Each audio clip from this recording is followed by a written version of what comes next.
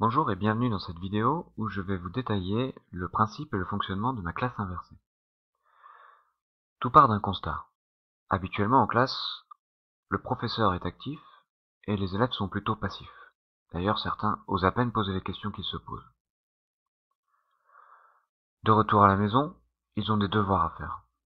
Seuls, sans aucune aide, certains abandonnent. Et le retour en classe est encore plus difficile.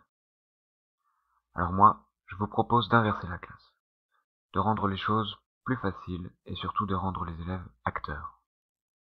Comment va-t-on procéder? Les élèves auront le soir à la maison à regarder de courtes vidéos, que l'on appelle capsules, qui contiennent l'essentiel des connaissances à savoir. À la suite de cette vidéo, ils doivent répondre à un questionnaire en ligne, qui leur permet de tester leur euh, compréhension de la vidéo, et qui me permet, moi, de préparer la séance du lendemain. Ils peuvent également envoyer les questions directement à la suite du QCM.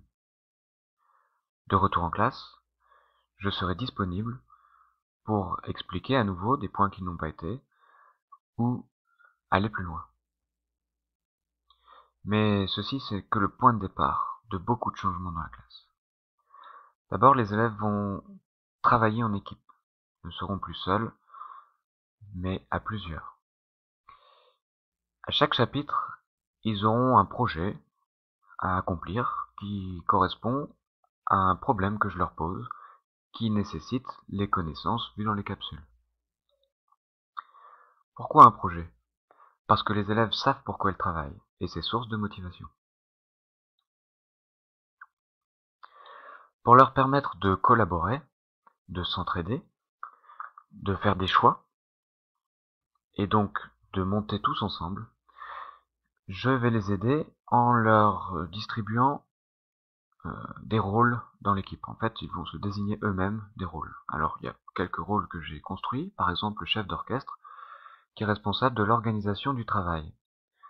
Par exemple, c'est lui qui va gérer le temps et planifier les activités de l'équipe. Il va compléter aussi le tableau de suivi du travail de l'équipe. On va en reparler plus tard dans la vidéo. Chacun aura donc des missions précises à accomplir, en plus de participer bien sûr à l'ensemble des rôles et du travail. Deuxième chose, je vais leur distribuer un plan de travail. Ce plan de travail rassemble l'ensemble des travaux à effectuer au cours de la séquence. C'est grâce à ça qu'ils vont pouvoir faire des choix. Ils ont un calendrier imposé, mais ensuite, à eux de s'organiser pour faire le travail qui est demandé, les exercices par exemple, pour s'entraîner, les projets, lire les ressources.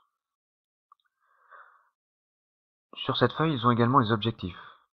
Pourquoi? Parce que lorsqu'on sait euh, le but à atteindre, c'est source de motivation. Lorsque les élèves se sentent prêts, ils pourront demander à réaliser un défi d'équipe, qui leur apportera des points. Enfin, les équipes qui seront bien organisées et qui auront bien travaillé auront fini à l'avance. Ils peuvent demander à faire une activité bonus, résoudre un problème en plus. Bien sûr, ça leur apportera des points. Et le prof dans tout ça, que fait-il?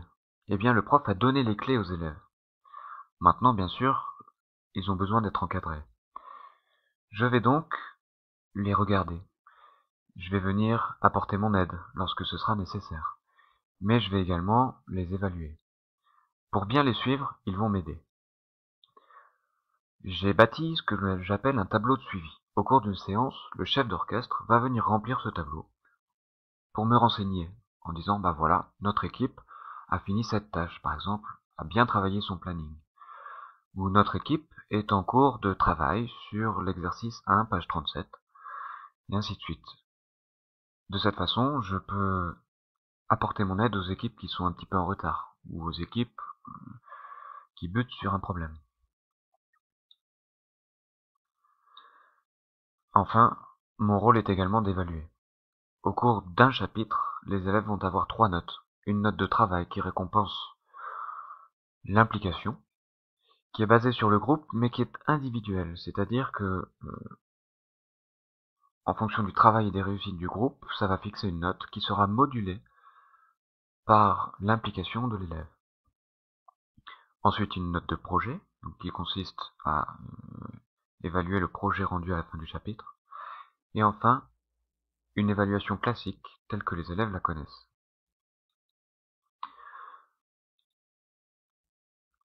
Voilà.